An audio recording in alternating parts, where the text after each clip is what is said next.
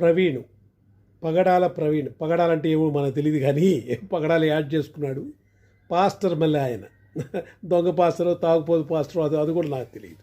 అందువల్ల అందరూ అంటూ ఉంటారు తాగుబోతు పగడాల ప్రవీణ్ కుమార్ అని చెప్పి అంటూ ఉంటారు. ఆశ ఎక్కువ, ఇతరులను క్రిటిసైజ్ చేస్తుంటాడు భయంకరంగా. అంత చాలా తప్పు. ఆ విధంగా క్రిటిసైజ్ చేయకూడదు. ఇతరులను క్రిటిసైజ్ చేస్తే ఎంత తప్పో తెలుస్తుంది దానికి. ఆయనకి చనిపోయాడా లేకపోతే చంపబడ్డాడా పక్కన పెట్టేస్తే అతను చేసిన తప్పులకి ఒక్క తప్పు ఉదాహరణ చెప్తాను చూడండి. సనాతన ధర్మం గురించి ఆ వెధవ ఎలా మాట్లాడాడు అంటే, ఒక ఋషి ఒక ముని వచ్చి ఒక గర్భవతి ఉన్న స్త్రీని ఎలా మాట్లాడేంత నీచంగా మాట్లాడాడు ఇతను.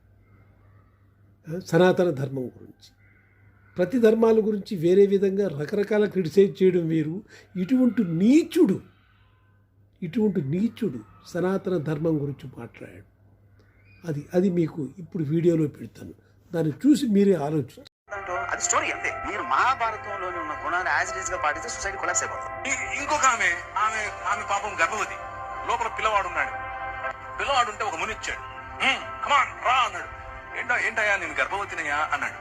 అంటే ఈయన ఇదా ధర్మ సనాతన అన్నాడు. సరే కానీ అంటే ఆమెతో ఆ గర్భవతితో ఆయన లైంగిక క్రియ చేస్తూ ఉన్నప్పుడు లోపల నుంచి బిడ్డ రిషడంట. టైం లేదు, ప్లేస్ లేదు, పో అంటాడు. ఇక్కడ ప్లేస్ లేదు, నువ్వు రావడానికి వీల్లేదు, వెళ్ళిపో అని అడుగుతూ లోపల నుంచి.